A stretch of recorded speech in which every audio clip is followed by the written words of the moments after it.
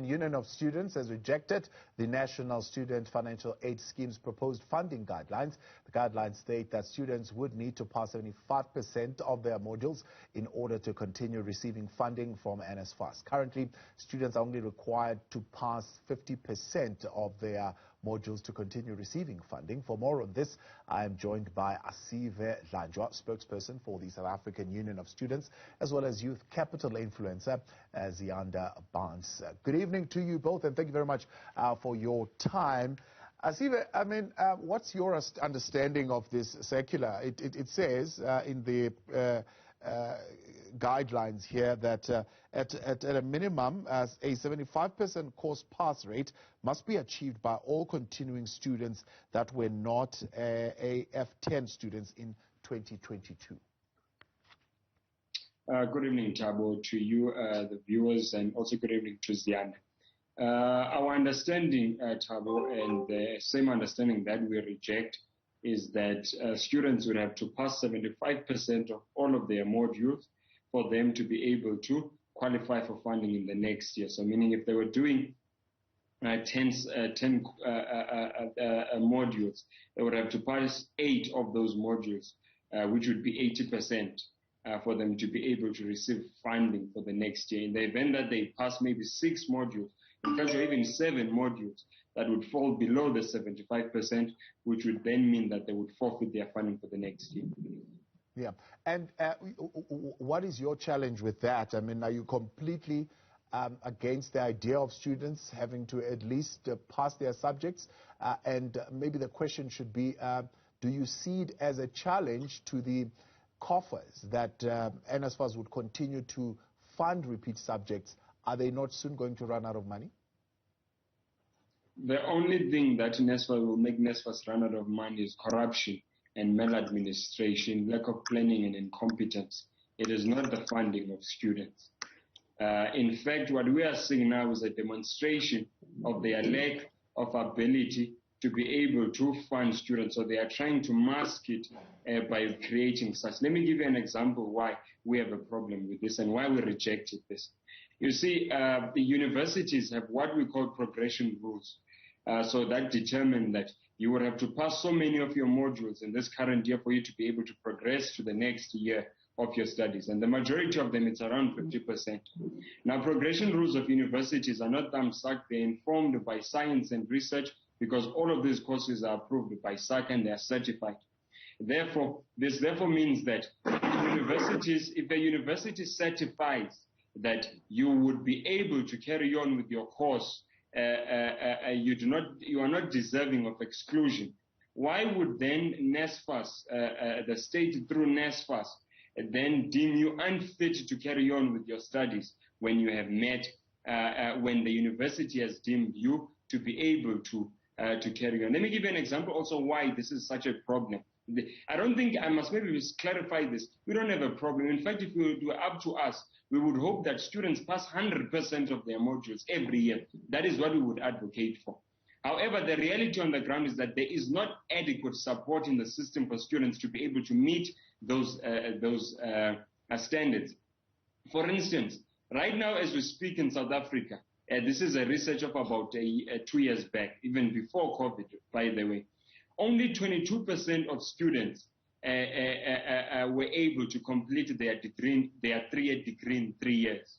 And only 39% were able to complete their 3-year degree in 4 years. And only 56% were able to complete their 4-year degree in 6 years. Sorry, their 3-year degree in 6 years. What does that tell you? That tells you that already 78% of the students would not meet this criteria by Nsfas.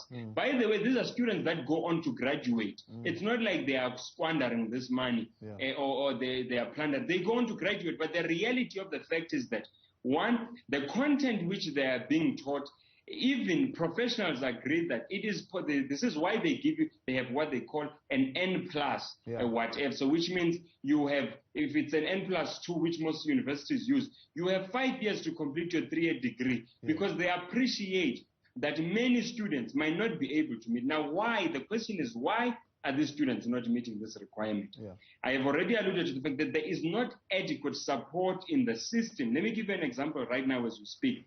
the majority of students are having to study from home. And the fact that they are studying from home, they have never seen their lecturers for the whole academic year in person, except for online for those that could. Number one. Number two, many students, as we speak up until today, Thabo, still have not received their gadgets to be able to adequately participate in the academic year. As I speak with you, many students still do not have access to data for them to adequately participate in their academics. As I speak to you, many students who could have been listening to us clarifying this are not listening because it is dark where they are. There is load shedding because of the incompetence of Andre de Ruyter and Pravin Gordhan. All of those things put together begin to show you that it is impossible, it is structurally and scientifically impossible for students to meet this. In fact, nowhere has research shown that students can meet this. I have just given you the numbers right now, that it is only 22% who are able to complete within that prescribed minimum period. Ziyanda, are the standards being required here by Nsfas ridiculous and unachievable to say, well, pass at least 75% of your modules? Others are looking at this as a way, I see some reactions saying, oh, well, we are going to deal with the freeloaders who want to finish a 3-year degree in 6 years, for example. Well, so first of all, we have to understand that this is such a drastic decision, and decisions regarding Nsfas should be made, like they should be long-term, first of all. They should be consistent. And there should be consultations also made with students regarding their experiences. And everything should be research-driven. You understand? You cannot just, out of the blue, because as Asive has said, that there is so much that has happened in this past year. We have lost a lot of things. There's so many students that do not have access to e-data, laptops, and all of these things. And those experiences matter. One of our core values at Youth Capital is that you should support us. And we believe that education really goes beyond the classroom. Education goes beyond even our family, our social statuses, and our economic pressures.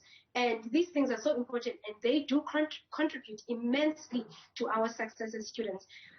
I know most people would say that, it is possible to actually achieve 75% of all your module pass rate. But have you looked at most students that come from disadvantaged backgrounds come from? So I believe that this is a big decision, and it should not be exclusive. And most importantly, it's part of the education journey of a young student, of a learner.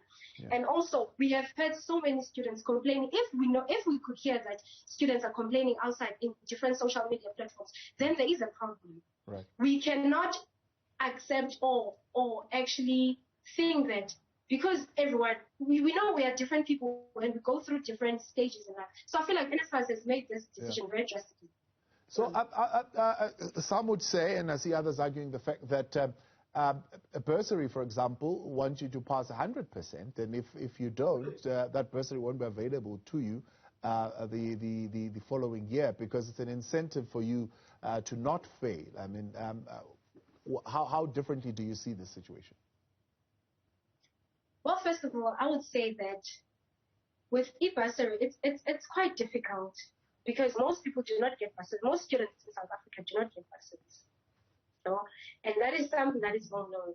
And one would say that I studied at Nelson Mandela. So part of my studies included bursary, and part of my studies included Nsfas. So there was, I was using both of these services. And as a student coming from a very disadvantaged background, I had to experience I had to fail some modules. And I was fortunate enough to get a bursary that supported me. That's why I said in the beginning, support us. And because some students, as much as they get the bursary at the first year, they end up not finishing their degrees because there's so many pressures that go along the way. So it's nice. I agree with that person that, yes, you work hard, but there's mental health that is included. There's a lot of pressure. Some students end up not making it to the second year or the third year because the experiences are different. Some of us are so lucky to get support. As I have said, that I come from this bursary that is school mental health is something that is so important. So whenever I did not do well in my studies, there was support given. They referred me to services that the university, had offered. So most people and most bursaries do not do those things. Nsfas as well, I'm not sure how their services operate, but support needs to be given to students more than anything. It should not always only about academic success, but support as well. All right. Now, of because course, even if you get that bursary, you will fail as well, and some others drop out of those bursaries. Asive, this is, of course, a proposal at the moment, which, of course, student bodies are rejecting very, very, very strongly. Are you engaging with Nsfas on this? Yes, we are engaging with Nsfas on this. In fact, on this past Monday, we met with them with also other SRCs from around universities across the country. And we have made it very much clear that there is no room and there is no place for this, and we will not accept this. And but I just wanted to maybe touch on and also add on this issue of academic excellence or performance and bursaries requiring 100%, etc. I don't know how much the person who said this actually knows about bursaries, or they just, but the reality is this: majority of bursaries, if not all bursaries, have initially and inherently the academic requirements that are required in a bursary are not during when you get the bursary, they are even pre. So the majority of them, they will tell you that we are looking for someone with an average of 80%. If you're already having an average of 80%, it means you are performing at a particular level. And then, which means the chances of you to be able to carry on to perform at that level are much higher, number one. Number two, we must go on to look at those numbers of those bursaries. Majority of those bursaries, who they are given to and who ends up getting them. I went to the University of the Free State. The majority of bursary holders in my class, particularly of the prestigious bursaries, they were white, they were not black. And the reason, it is not because black people are not intelligent enough as white people. It is because generally, inherently, and from our backgrounds, education is not just about textbook to eye. It is a holistic experience. There is a certain support that one requires to be able to perform at certain academic levels. Let alone academic support. I can tell you even of emotional and moral support that is derived from families. The majority of us, the families that we come from, are families that are disintegrated in nature, and even basic education, the minister will tell you that one of the things that they struggle with the most are disinterested parents. Whether because some of them are not disinterested because they work hard, they live in while it's dark and come back while it's dark. They don't have the necessary time to be able to invest themselves in the education of their children. So the point that I'm making is that 75% is not about studying. There are many things that are holistic that go on for one to perform at that particular level. So I think the argument of freeloaders and whatever is inconsiderate, and in any case it is unscientific, unless you are suggesting that because the throughput rates or the success rates between white and black students, they're like day and night. Amongst black students, it's absolutely ridiculously low. Amongst white students, ridiculously high. Now, unless you are then, that person is implying that no, in fact, white students are far much more intellectually gifted than black students, because that is or they are loaders, or black students are freeloaders. Because it cannot be that majority of black students are still not, that the failure rates and the dropout rates are far more congested and saturated amongst black students as it is white students. So it's just a very unthought through and lazy argument that no, these people are freeloaders, or these students are freeloaders. I appreciate you both. Thank you very much for coming through. Asive Dlanjwa, SAUS spokesperson, as well as Ziyanda Bans, Youth Capital influencer.